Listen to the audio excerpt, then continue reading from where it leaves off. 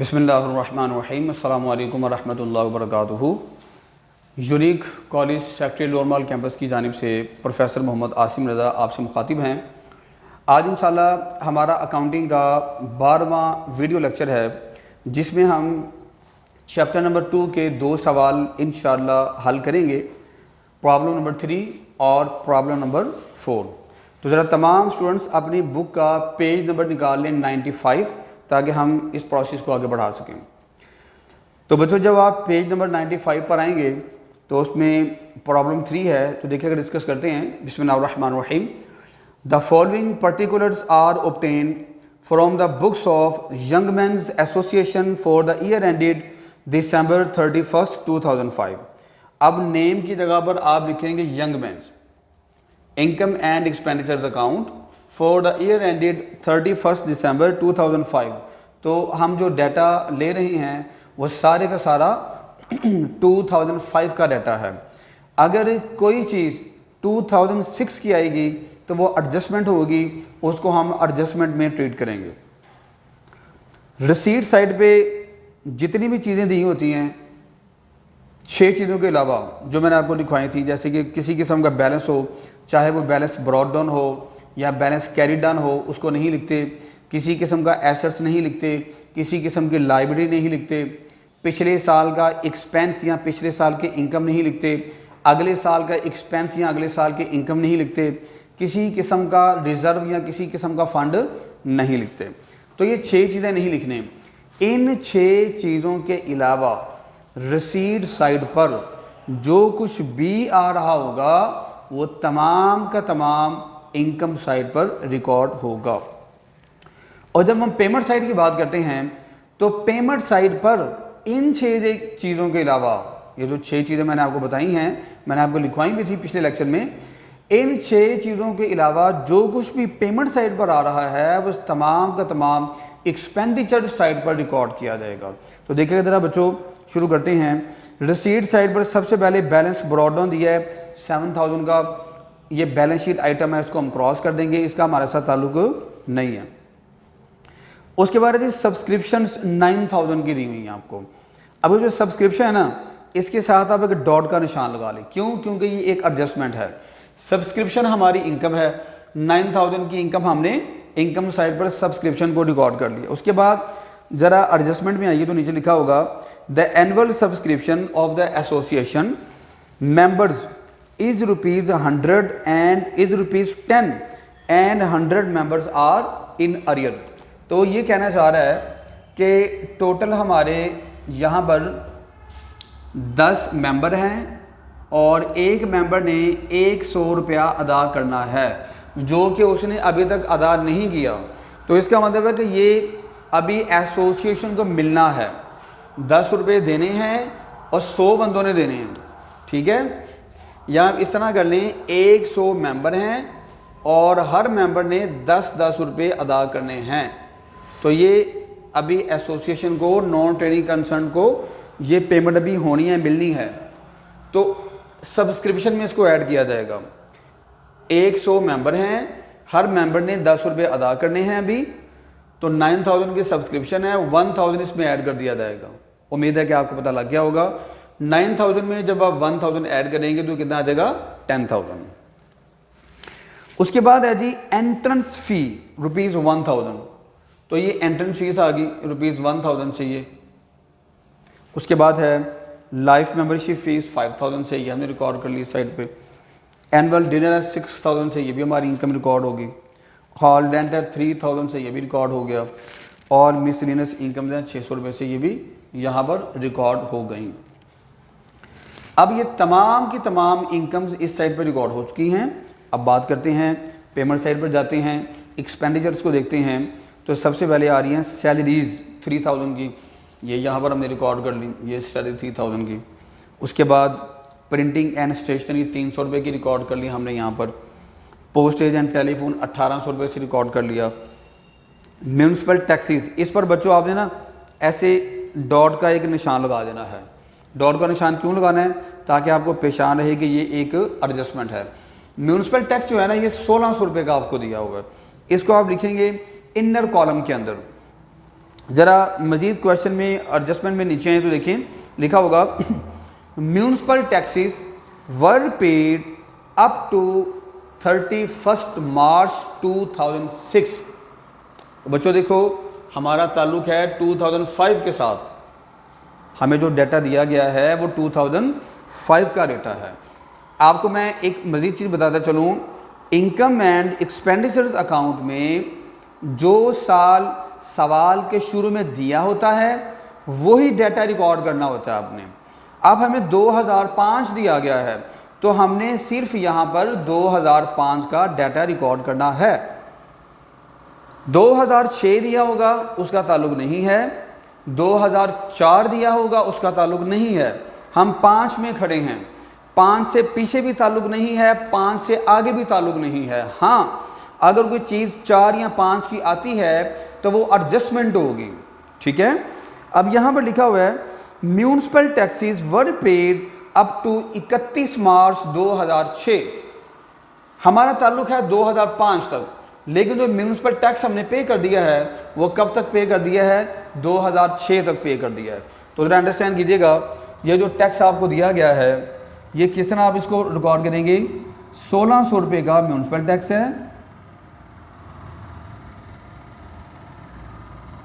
और ये हमने एडवांस पे किया हुआ है। कितने माह का, 3 माह का।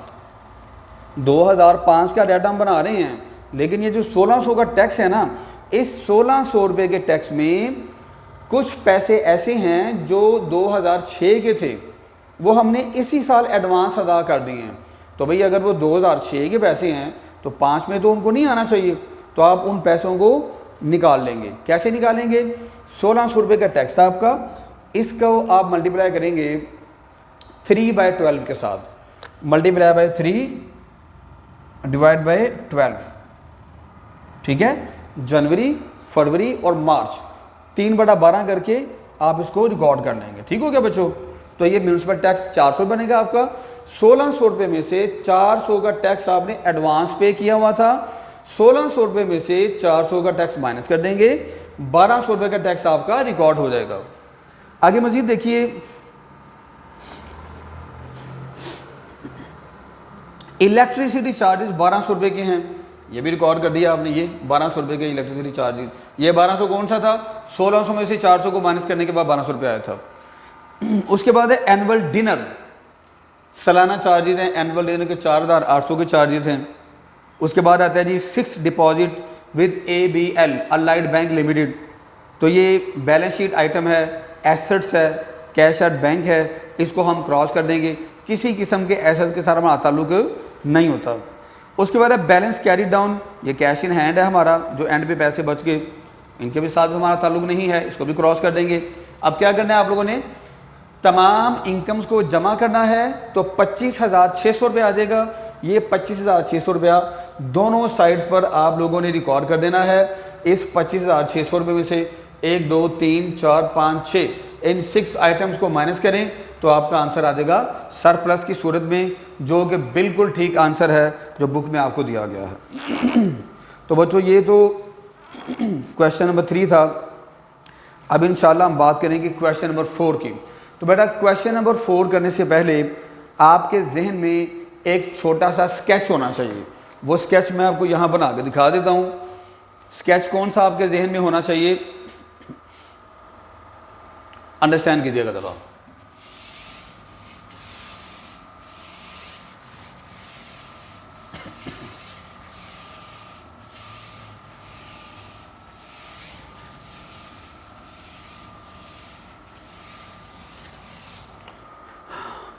देखिए बच्चों, ये स्केच आपके माइंड में होना चाहिए। ये स्केच है जी, सब्सक्रिप्शन।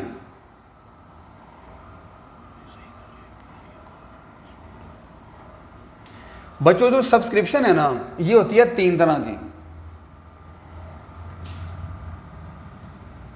एक सब्सक्रिप्शन होती है पिछले साल की,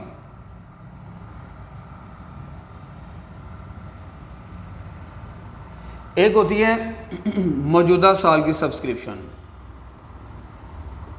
करंट ईयर सब्सक्रिप्शन, और एक सब्सक्रिप्शन होती है अगले साल की।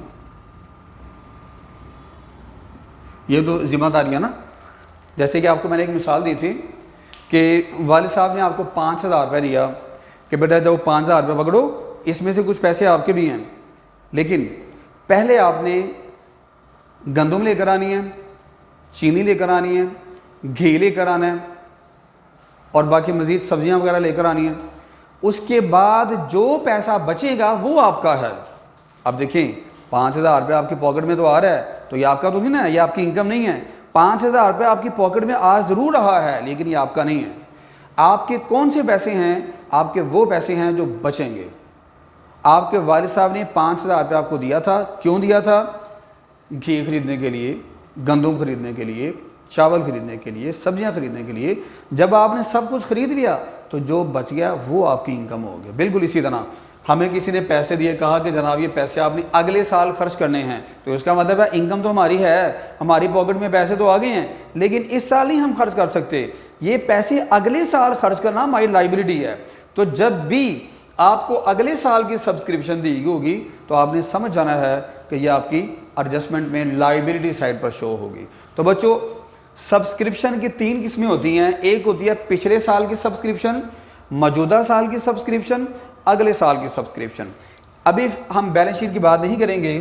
देखो बच्चों, अगर पिछले साल की सब्सक्रिप्शन होगी ना, तो आपने उसको इनकम साइड से हमेशा लेस कर देना है। अगर वो मौजूदा साल की सब्सक्रिप्शन है, आपने हमेशा उसको अपनी इनकम में ऐड कर देना है, ये बोलना नहीं आप लोगों ने।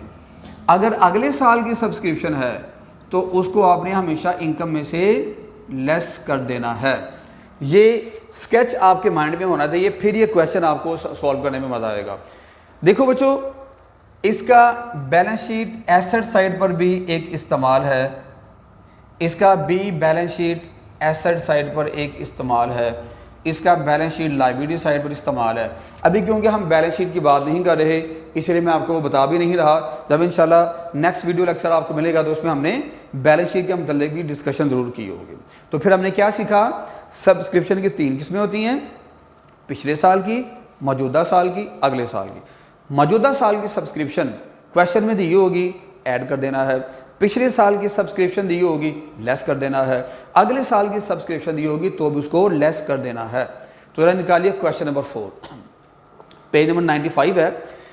Following is the receipts and payment account of an officers club for the year ended 31 December 2005। तो ये ऑफिसर्स क्लब आ गया, 2005 आ गया। ठीक है बच्चों, तो देखिएगा, ओपनिंग बैलेंस हमारा इसके साथ ताल्लुक नहीं होता। क्यों नहीं होता? क्योंकि ये बैलेंस शीट आइटम है, बैलेंस शीट में जाएगी। बैलेंस शीट हमें बनाने का कहा नहीं गया, इसलिए हम इसको क्रॉस कर देंगे। सब्सक्रिप्शन दी हुई है हमें 21,500 रुपये की। तो बच्चों, आप इस पर भी बॉल पेन निकालें और ऐसे सब्सक्रिप्शन के साथ डॉट लगा लें। ये डॉट इस चीज़ की निशानी है कि ये एडजस्टमेंट है, इसको हमने बड़े गौर से सॉल्व करना है। तो बच्चों, ये जो एडजस्टमेंट दी हुई है 21,500 रुपये की, ये हमने यहाँ पर लिख देनी है इनर कॉलम के अंदर। उसके बाद अच्छा, एक चीज़ ध्यान में रखनी है कि हमारा डाटा जो है ना वो 2005 का है। अगर कोई हमें सब्सक्रिप्शन 2004 की दी होगी पिछले साल की, तो वो माइनस कर देनी है। कोई सब्सक्रिप्शन 2006 की दी होगी, अगले साल की दी होगी, उसको भी माइनस कर देना है। लेकिन अगर कोई सब्सक्रिप्शन 2005 की है, एडजस्टमेंट में फिर 2005 की दी हुई है, फिर आपने उनको ऐड कर देना है।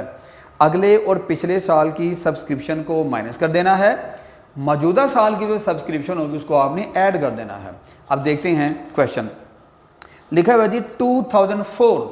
एक बार फिर मैं तुम्हें बता दूं कि हमारा ताल्लुक 4 के साथ नहीं है, हमारा ताल्लुक किसके साथ है? 2005 के साथ ताल्लुक है हमारा। तो लिखा हुआ 2004 दिसंबर 31 बैलेंस ऑफ इन्वेस्टमेंट ₹10,000। ये जो इन्वेस्टमेंट है ये बैलेंस शीट आइटम है, एसेट्स है, हमारा इसके साथ ताल्लुक नहीं है, इसको क्रॉस कर दें, ये सिर्फ एक इंफॉर्मेशन है।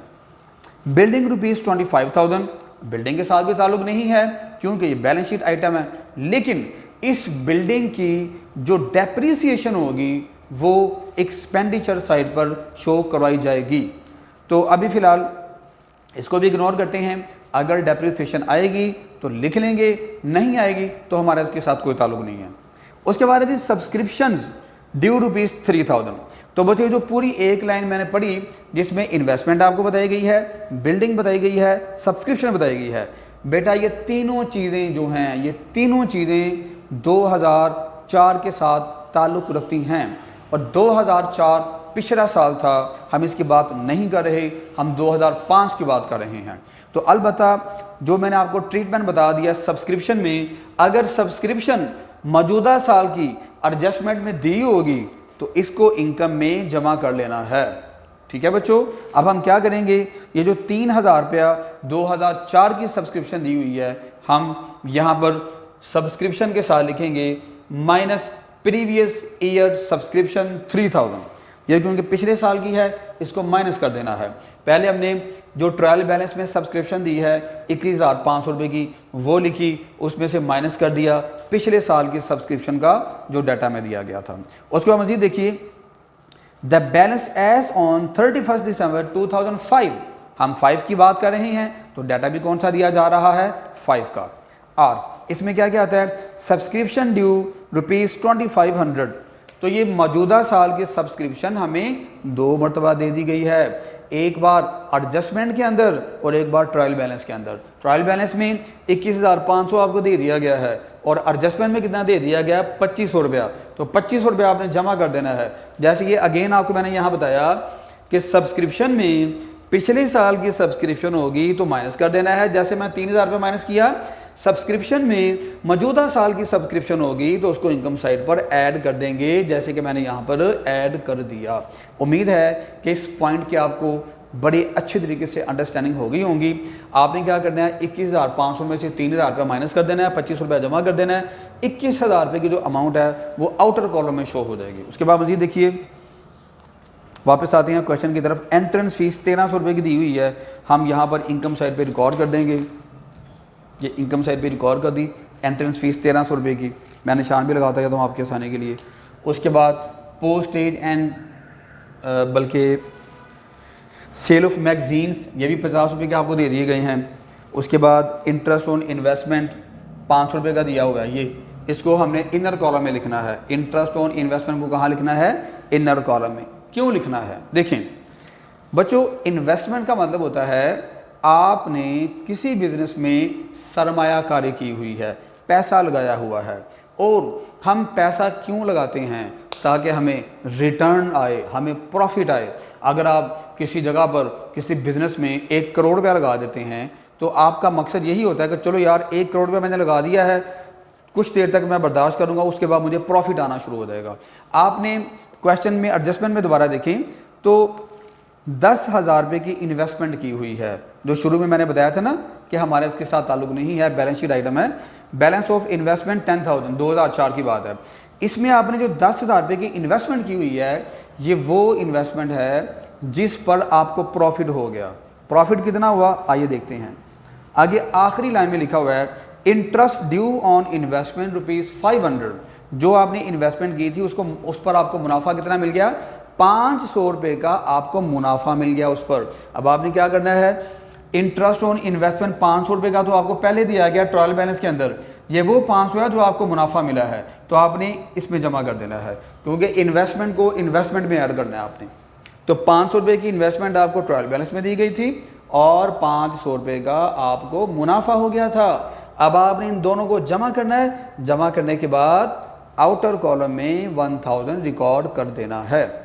ठीक है बच्चों, उम्मीद है कि आपको पॉइंट समझ लग गया होगा। उसके बाद है अदर रिसीट्स, 800 रुपये की हमें मज़ीद भी अदर रिसीट्स दी गई हैं। अब ये हमारी इनकम साइड जो है वो कंप्लीट है। 21,000 रुपये की सब्सक्रिप्शन है, 1300 रुपये की एंट्रेंस फीस है, मैगजीन्स को सेल किया 50 रुपये का, और इंटरेस्ट ऑन इन्वेस्टमेंट 1000 रुपये का है, और अदर रिसीट्स हमारी 800 रुपये की हैं। इन तमाम को आपने जमा करना है। जमा करने के बाद जो आपका लमसम टोटल होगा वो 24,150 रुपये आ जाएगा। इसको हम इस साइड पे भी एडवांस पहले रिकॉर्ड कर देंगे। अब आते हैं एक्सपेंडिचर साइड पर बच्चों, तो देखिएगा सैलरीज हैं 3600 रुपये की, एक्सपेंडिचर साइड पर रिकॉर्ड करेंगे। टेलीफोन चार्जेस 750 रुपये के हैं, इंश्योरेंस 1200 रुपये की है, मिसलियनस एक्सपेंडिचर 480 रुपये के हैं, सब्सक्रिप्शन टू न्यूज़पेपर 640 रुपये की हैं। Purchase of sports material, sports material खेलों का सामान होता है। आपने खेलों का सामान खरीदा तो भाई ये आपका फिक्स एसेट्स है, ये बैलेंस शीट आइटम है, हमारे के साथ ताल्लुक नहीं है। लेकिन अगर इन पर हमें डेप्रिसिएशन दी होती तो वो हमने एक्सपेंडिचर साइड पर लिख देनी थी। अब देखें ज़रा दोबारा एडजस्टमेंट पर वापस आए तो बिल्डिंग 25,000 रुपये की थी और बिल्डिंग पर कितनी डेप्रिसिएशन दी हुई है? 5%। सबसे सेकंड लास्ट लाइन देखें, डेप्रिशिएट बिल्डिंग बाय 5%। तो बिल्डिंग की आपने डेप्रिसिएशन लेनी है 5%। बिल्डिंग 25,000 रुपये की दी थी आपको।